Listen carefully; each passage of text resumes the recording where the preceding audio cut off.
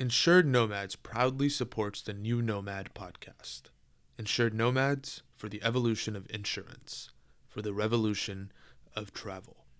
For all your travel, medical, and support needs, please visit our website at insurednomads.com. We support our location-independent community worldwide. Welcome to the new Nomad podcast, hosted by Alan and Andrew of Insured Nomads.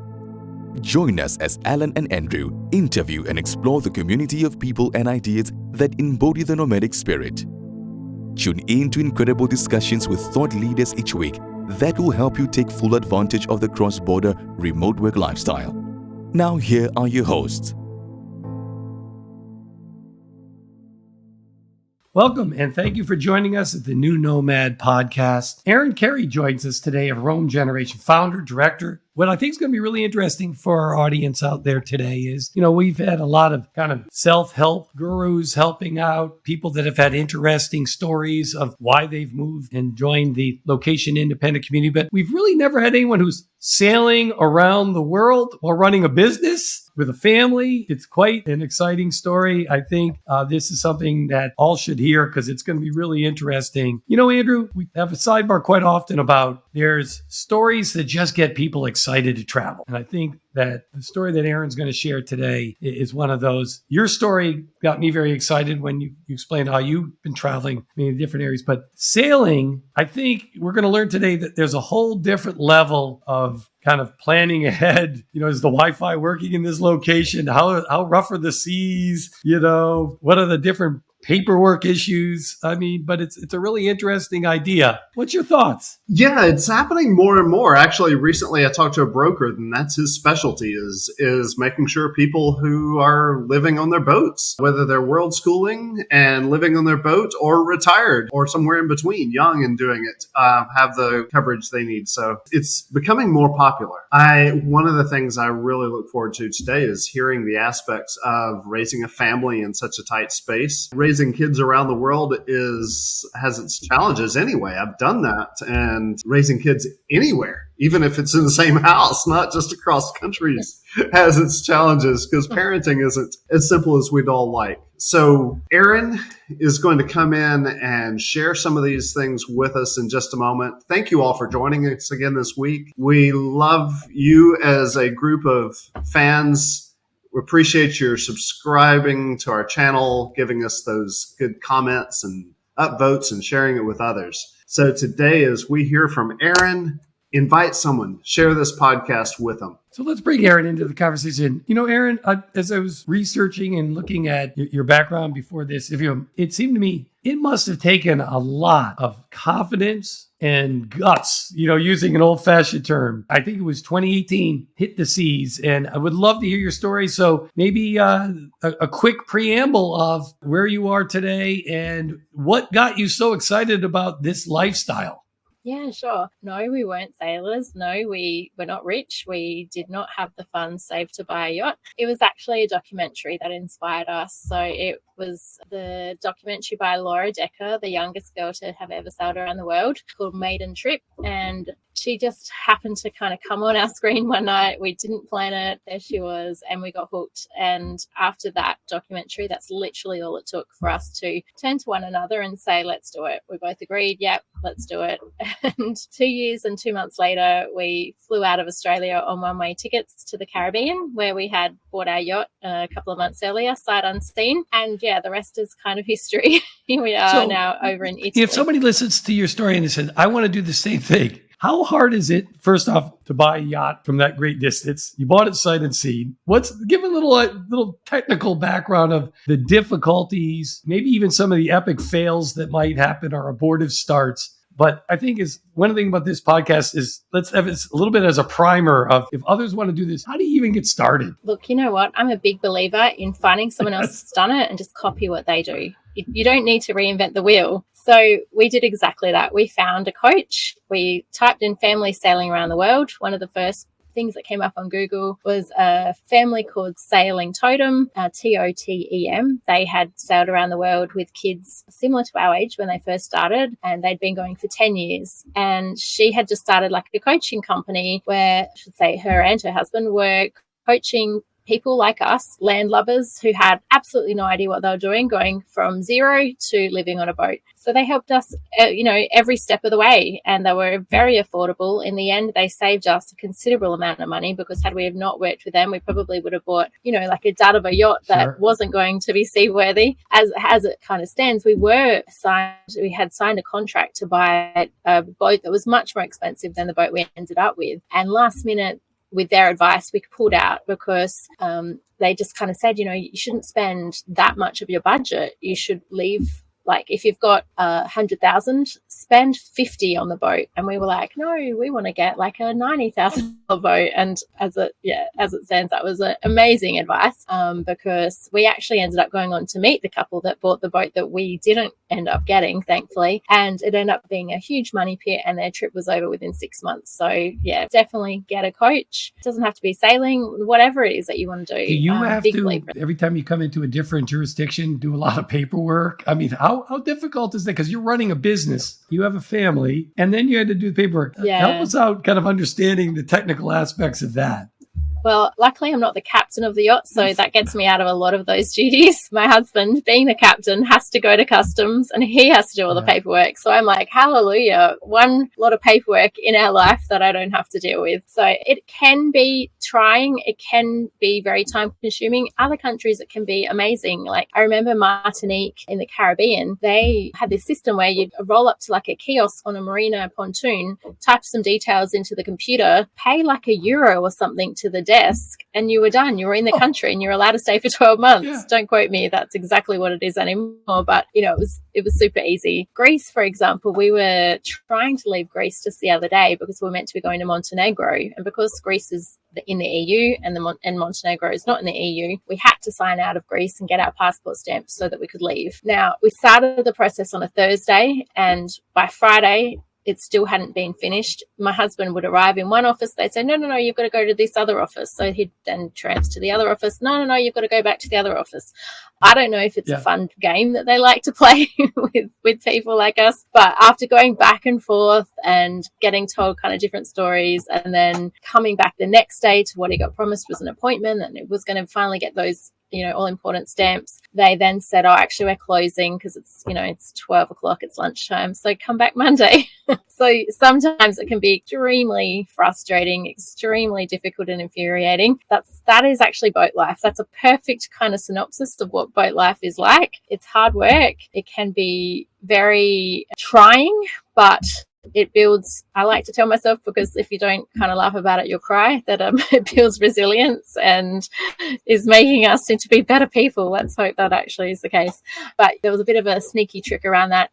To come to Italy, we didn't have to actually get a stamp because Italy is also in the EU. So we said, you know what, last minute, on the day that we were meant to be going to Montenegro, we had a last minute change and sailed to Italy instead. And I mean, who can do that on a Friday afternoon, decide kind of last minute what country they're going to go to, just spend the weekend at. So those kind of things make it my mind is going in so many different directions as I hear you, thinking, okay, you had to plan grocery shopping for the time on the water. How many days do you generally spend on water versus coming into port to buy food? You mentioned your husband. Do you have kids in this journey? And is that a tight space, or do you have a super yacht? No, we do not live on a super yacht, unfortunately. We live on a 47-foot monohull, so it has 2 cabins. Ours is a queen cabin, queen size bed, walk around, enough room for my desk over here at the side. However, the boys are in the front cabin altogether, bunks on either side. So I've got 3 boys, and they started on the boat when they were 3, 5 and 6, something around that, 3, 7 and 8 maybe. And as you can imagine, they were very little back then. Now the eldest is 13. He is at least a head taller than I am. The middle one is 11, and he's the same size as I am, and the little one's about up to my shoulders. So this boat is getting very small, very fast. So we've just sold our boat, which means that we're on the lookout for a new boat, which is why we're going to Montenegro, because there's a boat there that we're looking at. It's a catamaran. So we're going over to the dark side. And that means that we get about double the amount of space and the boys get a bedroom each, which is, it's time. We need that. This boat is getting too small. It's been wonderful while it's lasted, but we're on to bigger and better things. So I got a quick question for you so you run a public relations firm from the boat, and now you're getting a bigger boat. So thankfully you'll have more room for your office and things. You're running also a business that's async, so you've got probably people in different time zones everywhere. And what I really think about you running a public relations firm is you're obviously a traveling person who understands what people are looking for, who want this lifestyle. So the multi-layered question is, how does it go running a business from a boat like that? And of course, you got to make sure you've got good internet connections and your schedule's probably all over the place, many different time zones. A little bit about what that brings to your customers that work with in the public relations about your travels, because I think it's got to be huge insight. So I would love your thoughts on running a public relations firm in the travel space yourself. Right. So, I think I'm the only PR agency that is run from a yacht while we travel the world. I've made that claim many a time. I've been in Forbes. I've been in huge publications. No one's pulled me up on it yet, so I'm sticking with it. But, there's so many benefits to our clients that I think, first and foremost, whenever I introduce myself to an editor who I'm pitching, that's how I open up the email. And, they're bound to be like, oh, wow, that's so interesting. I haven't had an email from someone that's saying they're on a yacht, out at sea. So I think I've got a higher open rate, a higher hit rate when we're trying to get our clients into these publications. Our tagline is also that we live the lifestyle we represent. So we're out here doing it, feet on the ground. We were traveling all throughout the pandemic. We had a first-hand account on exactly what tourism was like out here and what, how bad it really was. And we were hearing our friends and family back in Australia thinking that we were crazy for being out in this dangerous world and, you're going to die from COVID. And you know what? It was actually really fine out here. It was very pleasant because there weren't many tourists. So that was great. So our clients benefit that way. We also specialize a lot in the yachting space for obvious reasons. So, who better to represent a yachting company, whether that be a charter yacht company or a sailing school, than somebody who lives on a yacht and knows all of the lingo and knows all of the publications and the editors and has a existing relationship with all of those people. So another thing is that we're able to keep our overheads low because I live on a yacht. I don't have huge office space.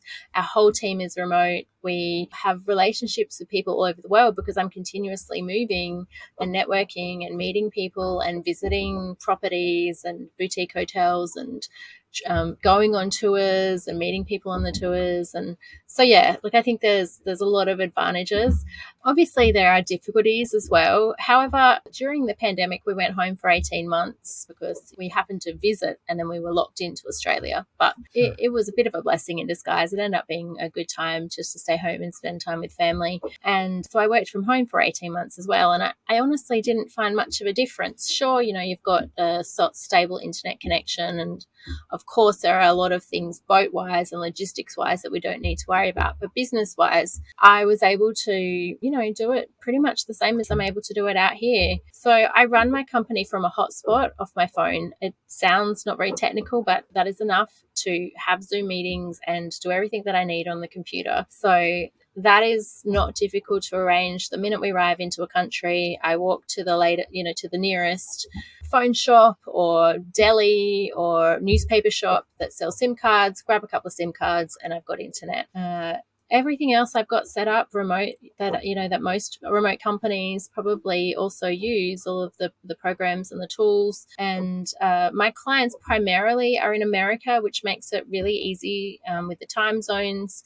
Most of the areas I'm able to figure out. So if I'm dealing with someone in Australia, I'll have an early meeting. If I've got clients in America, it'll usually be my afternoon and their morning. I've got a client in India, so it's only 2 hours difference. So I find that the time zones really aren't an issue. But I guess first and foremost, I'm obviously fairly organized, which I think you have to be to run a remote company like this. But at the same time, I feel like if I can do it, so many other people can also do this, because it's not rocket science. Honestly, I think the secret to my success has been grit and determination, and the fact that I just haven't given up. I just keep going, and I'm not the best, I'm not the smartest, I'm not like the most intelligent. However, I don't give up, and that's just kind of served me well. Oh, that's fantastic. And very inspirational too, because people who don't give up give us all confidence. Quick question for you on the geography. So do you move with the seasons, or do you move, how do you guys decide, hey, we'll be in the Caribbean at this time, we'll go to the, the Mediterranean, let's say, a different time? Or is it more of a wanderlust, like, hey, we haven't been there, let's go there? Or are you trying to outrun storms? I mean, I would love to hear how you kind of plan your movement.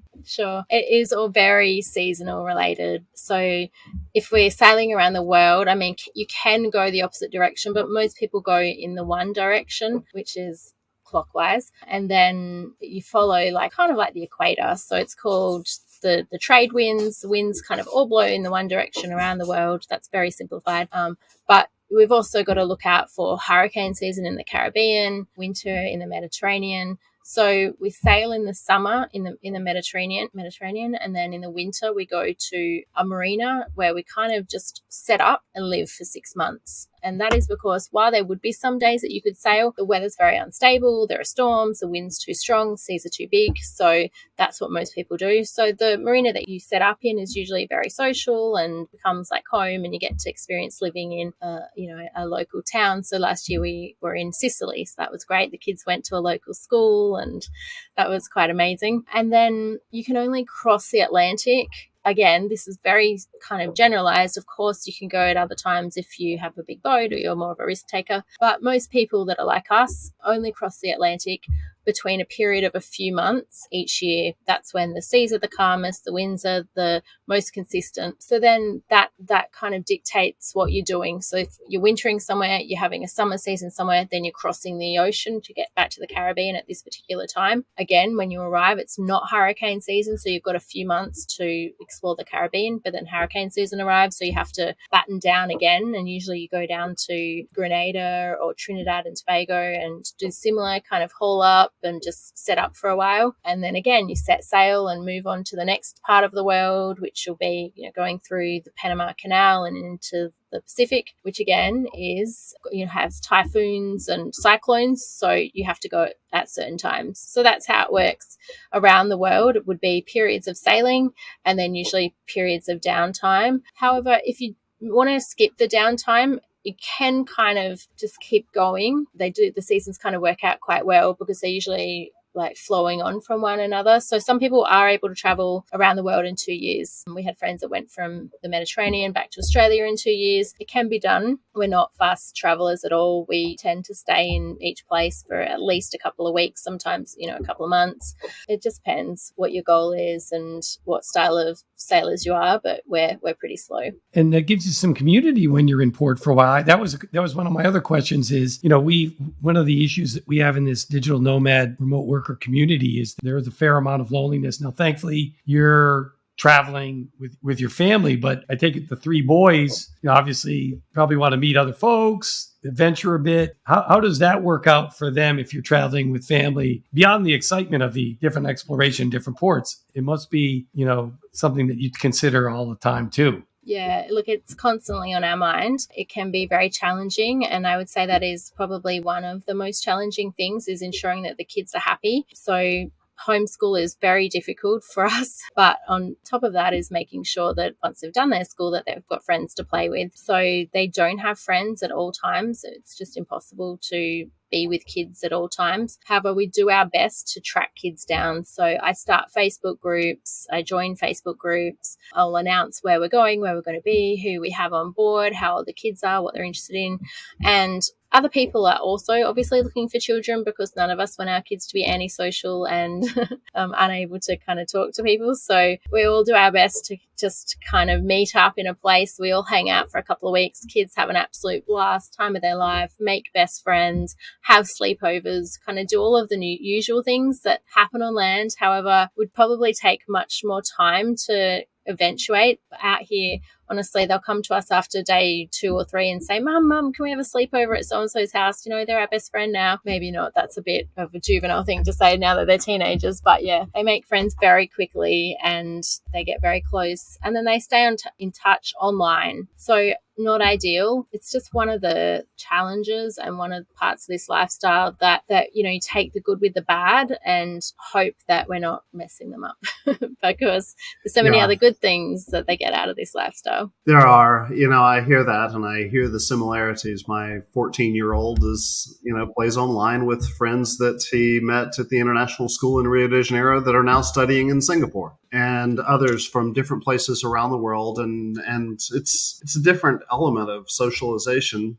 Sure, in person has its deep values and those that you've carried for years. But as an adult, you often are separated from people that you've worked with in the past, and you maintain those friendships. And really, as young adults, as children, often with an adult brain, we just don't give them credit for it, they're able to realize that relationships can be maintained even though they're not in person. They may process that differently, thinking, oh, you take me away from my friends, but that they met in port or they met somewhere in these global assignments or our lifestyles as nomads. But that's really good to hear, because online is, as today we're visiting and people around the world are hearing us in this session talking about it.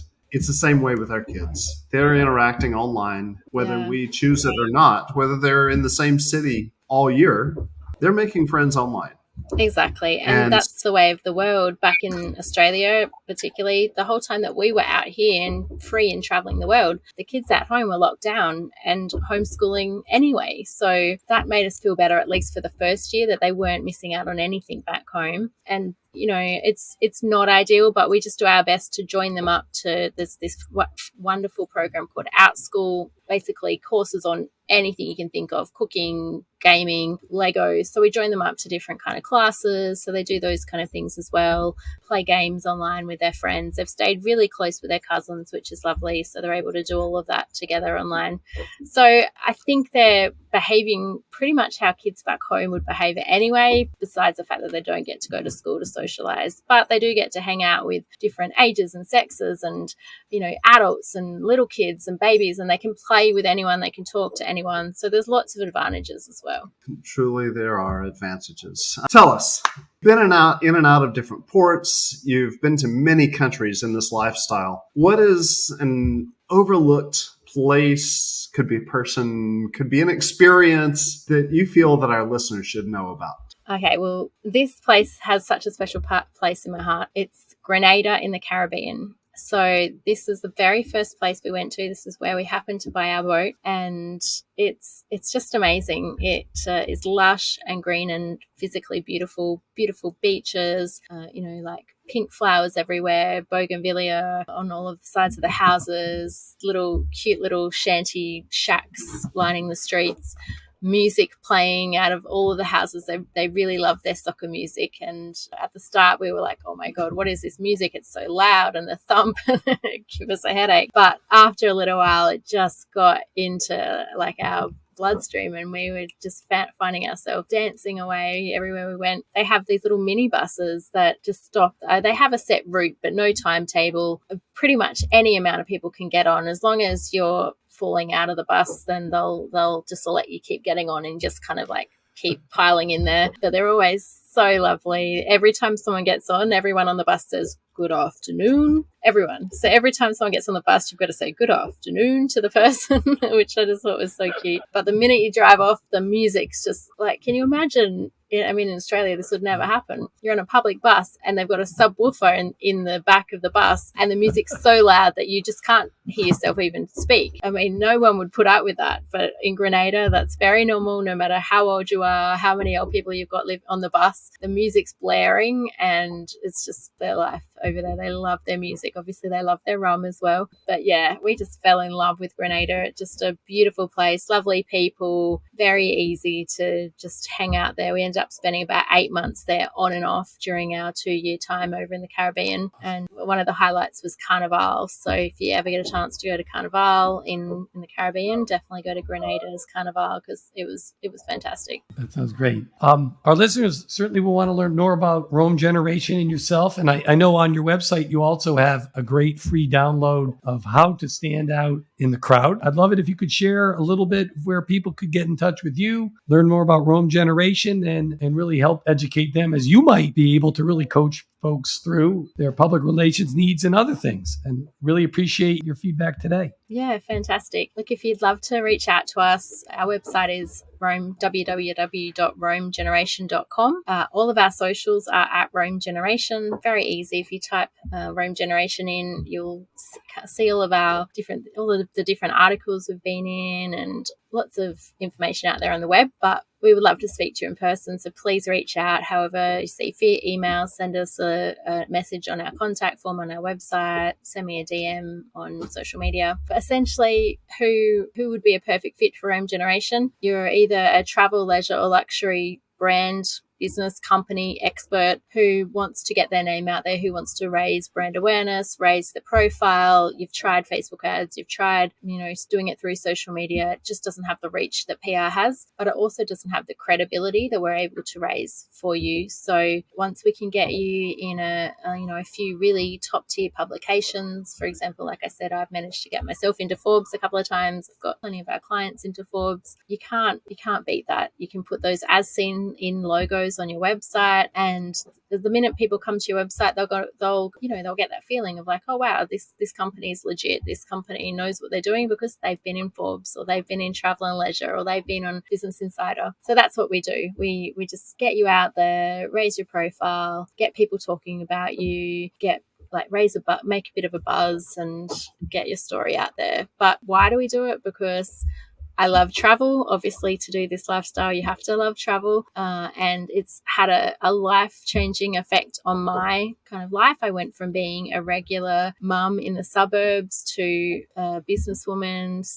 founder, director, running a company from a yacht, sailing the world. I mean, I still pinch myself that this is even my life. So I know how life-changing travel can be. So I just want to share the stories of the amazing people who are either having life-changing effects on themselves or on other people. So if you run like a really cool company that's giving people the opportunity to step out of their comfort zone or whatever, then we want to help promote that because that's what we're all about. Fantastic. And certainly inspirational too. So Erin, thank you for joining us today. Andrew, we've had one of our earlier episodes was the gentleman who lived on the school bus and traveled around the schoolie. Remember that? I do.